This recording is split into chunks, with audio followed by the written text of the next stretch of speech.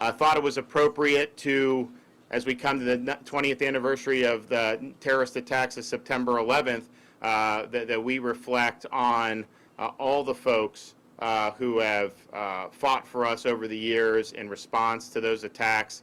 Obviously, remember the lives that were lost on that day, and I think it's very, very appropriate to do so. Before I do that, though, I just want to say very clearly, when I served in the Navy, I didn't do Afghanistan, I did Iraq, but I remember very distinctly taking an oath as a commissioned officer, and the oath was not necessarily to support any particular individual or even necessarily to any particular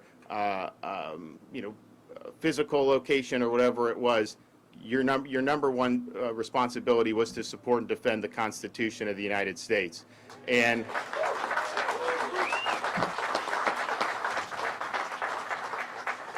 so you take that oath very seriously. People have spilled blood in defense of the Constitution throughout our history.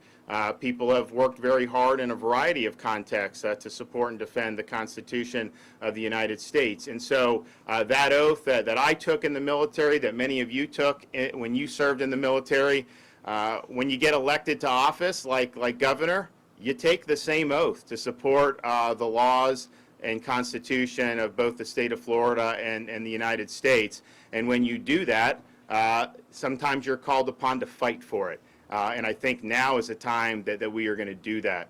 When you have a president like Biden issuing unconstitutional edicts against the American people, we have a responsibility to stand up for the Constitution and to fight back, and we are doing that in the state of Florida.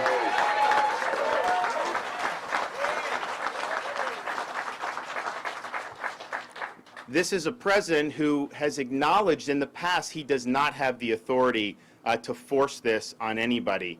And this order would result potentially in millions of Americans losing their jobs. I think we should be protecting people's jobs, not trying to kick people out of work right now. And that's exactly what we're going to be doing in Florida. But he's acknowledged that they can't do this. He was asked, no, you can't mandate. His administration said, no, it's not a federal government can't do that. They can't mandate. Now they're in a situation, no act of Congress, mind you, just a unilateral executive order that, again, is not scientifically valid. I mean, they don't even recognize people that have immunity through infection, which many people do. But it's something that could result in the destruction of the livelihoods of so many people throughout our country. So we are going to be working hard in Florida to provide protections for people. Obviously, there'll be different things in the courts that will be done, but you can't just sit there and hope some lawsuit is going to succeed. You have a responsibility to act, and so we will be acting in the state of Florida to provide protections for people. People should not be cast aside because they make a medical decision for themselves. They should not lose their job. They should not be unable to put food on their table just because they made a different decision than the powers that be are demanding that they make. And so we think that this is important for all those jobs that are at stake, but we also think this is important much beyond this particular issue. And if the federal government can get away with doing this, going right at the heart of people's livelihoods and their ability to provide for their families, what's going to come next? Remember, we were promised this would be 15 days to slow the spread. And where are we at right now? This is a much different thing than anybody promised us. So they have not been honest with us from the beginning on a lot of this stuff. And clearly, we have a president acting outside the bounds of the Constitution.